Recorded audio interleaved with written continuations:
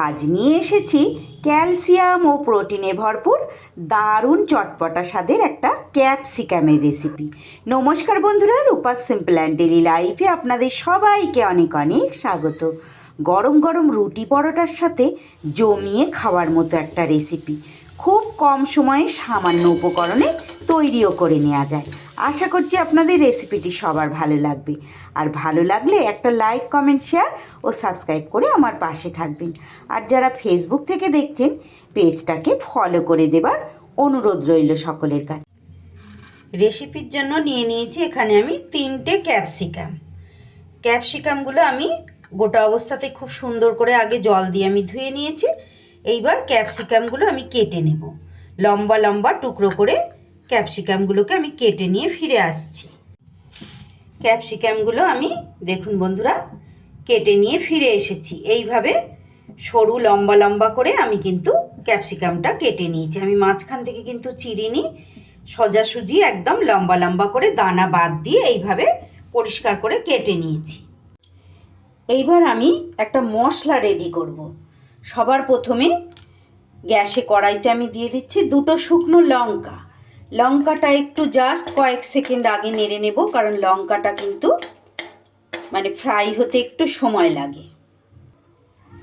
লঙ্কাটা 30 সেকেন্ডের মতো নেড়ে নেবার পর এইবার আমি দিয়ে দিচ্ছি এখানে 2 টেবিল চামচের মতন কাঁচা বাদাম। বাদামটাকেও একটু সময় এইভাবে নেড়ে নেব, কারণ বাদামটাও ফ্রাই হতে ভাজা হতে একটু সময় লাগে, যেহেতু কাঁচা বাদাম। আপনারা চাইলে এই জায়গায় ভাজা বাদামও অ্যাড করতে পারেন, সেক্ষেত্রে কিন্তু আরও পরে দিতে হবে। যেহেতু এটা কাঁচা, আমি একটু সময় নেড়ে নেব। 1 মিনিটের মতো লো ফ্লেমে বাদামটা নেড়ে নেবার পর এখানে আমি দিয়ে দিচ্ছি 1 চা চামচ গোটা ধনেটাকেও আমি 10-15 সেকেন্ড নেড়ে নেব। এরপরে দিয়ে দেব 1 চা চামচ গোটা মৌরি আর 1 চা চামচ গোটা জিরে। এইবার সমস্ত মশলাগুলো কয়েক সেকেন্ড নেড়ে নিলেই কিন্তু আমার বেশ ভাজা ভাজা হয়ে যাবে। মশলাগুলোকে পুড়িয়ে ফেললে হবে না, কড়াই গরম থাকতে থাকতে কিন্তু এটা বেশ ভাজা ভাজা হয়ে যাবে। যেগুলো আগে দেওয়ার দরকার আগে দিয়েছি। এইভাবেই পরপর দেবেন, তাহলে কিন্তু মশলাটা পারফেক্ট হয়ে যাবে। আমার চ্যানেলে নিত্য নতুন রেসিপি পেতে প্লিজ বন্ধুরা আমার চ্যানেলটাকে সাবস্ক্রাইব করুন, পাশে থাকা বেল আইকনটা অল করে দিন, যাতে যে কোনো রকম নতুন ভিডিও আপলোড করলে সবার আগে আপনাদের কাছে নোটিফিকেশান পৌঁছে যায়, আর আপনারা সেটা সময় সুযোগ মতো দেখে নিতে পারেন। আমি কথা বলতে বলতে কিন্তু গ্যাসটা বন্ধ করে দিয়েছি। মশলার পুটপুট করে আওয়াজ হচ্ছে, আপনারা শুনতে পাচ্ছেন নিশ্চয়ই। এইবার এই জায়গায় দিয়ে দিচ্ছি এই গরম কড়াইতে 1 টেবিল চামচ তিল। গ্যাসের ফ্লেমটা বন্ধ করে তবেই কিন্তু তিলটা দিতে হবে, না হলে কিন্তু পুড়ে যাবে। আমার চ্যানেলে নতুন বন্ধু, পুরনো বন্ধু, সব বন্ধুদের জন্য অনেক অনেক ভালোবাসা, অনেক শুভকামনা, আর অসংখ্য ধন্যবাদ বন্ধুরা প্রত্যেক দিন আমার সঙ্গে থেকে এভাবে আমার রেসিপিগুলো দেখার জন্য। এইভাবে এটাও কিন্তু আমার বেশ ভাজা ভাজা হয়ে গেছে। একটা পাত্রে আমি ঢেলে নিয়েছি। এটাকে এবার পুরোপুরি ঠান্ডা করে তারপর গুঁড়ো করব। মশলাটাকে একটু এইভাবে গোটা গোটা রেখে কিন্তু আমি গুঁড়ো করে নিয়েছি। এইবার গ্যাসে আবারও আমি কড়াই বসিয়ে কড়াইতে দিয়ে দিচ্ছি 2 চামচ পরিমাণ রাইস ব্র্যান অয়েল। আপনারা এটা সাদা তেলেও করতে পারেন। তেলটা গরম হয়ে গেলে তেলের মধ্যে দিয়ে দিচ্ছি ফোড়নে আমি একটু সর্ষে, আর তারই সাথে দিয়ে দেব একটু গোটা জিরে।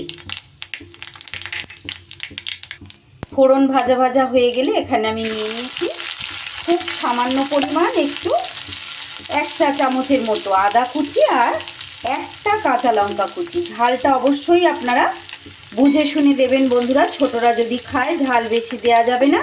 যেহেতু ওখানে আমি 2টো শুকনো লঙ্কা ব্যবহার করেছি, এখানে আমি 1টা কাঁচা লঙ্কা কুচিয়ে দিয়ে দিলাম। একটু মশলাটা ভাজা ভাজা হয়ে গেলে এইবার আমি কেটে ধুয়ে রাখা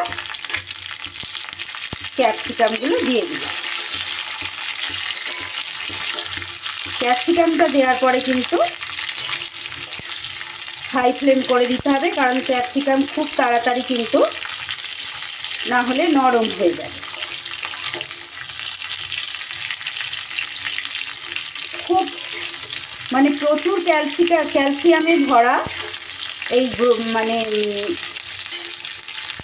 ক্যাপসিকাম বন্ধুরা। সরি বন্ধুরা, আমার আজকে একটু মনটা ভালো নেই, ওই জন্য একটু কথা বলায় ভুলচুক হয়ে যাচ্ছে। প্লিজ আপনারা একটু ক্ষমাসুলভ দৃষ্টিতে দেখবেন। একটু সময় এইভাবে আমি নাড়াচাড়া করে নেব। প্রচুর ক্যালসিয়াম, আর এই রেসিপি থাকলে সত্যি বন্ধুরা আপনারা কিন্তু দুটোর জায়গায় 4টে রুটি খাবেনই খাবেন। সাইড ডিশ হিসেবে আপনারা কিন্তু ভাতের সাথেও এটা পরিবেশন করতে পারেন, তবে রুটি পরোটার সাথে ভীষণ ভালো লাগবে। একটু নাড়াচাড়া করে নিয়ে এবার আমি এখানে অ্যাড করে দিলাম নুন। খুব চটজলদি এই রেসিপি হয়ে যায়। ক্যাপসিকাম তো নরম হতে বেশি সময় লাগে না, 5 মিনিটের মধ্যেই এই রেসিপিটা কিন্তু তৈরি হয়ে যাবে। এই শীতের দিনে বা যে কোনো দিনই নিরামিষভাবে করছি, যেহেতু রাতের বেলায় আমাদের ডিনারে তো একটু কী দিয়ে রুটি পরোটা খাওয়া হবে চিন্তা ভাবনা করতে হয়, চটজলদি কিন্তু এই রেসিপিটা আপনারা বানিয়ে নিতেই পারেন। খুব টেস্টি একটা রেসিপি। এইবার আমি এখানে দিয়ে দিচ্ছি একটু আমচুর পাউডার। আমচুর পাউডার না থাকলে এখানে আপনারা কিন্তু চাট মশলাও দিতে পারেন।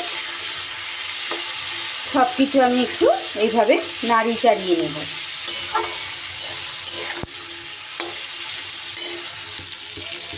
ক্যাপসিকামটা কিন্তু অনেকটাই আমার নরম নরম ভাব হয়ে গেছে। এইবার আমি এই পর্যায়ে দিয়ে দেব যে মশলাটা তৈরি করলাম, সেই মশলাটা কিছুটা পরিমাণ রেখে দেব, যদি না লাগলে আবার পরে দেব। এইবার সুন্দর করে আমি মিশিয়ে নেব। খুব সামান্য পরিমাণ হলুদ আমি এখানে একটু অ্যাড করে দিলাম। হলুদটা কিন্তু খুব অল্প করেই দিতে হবে।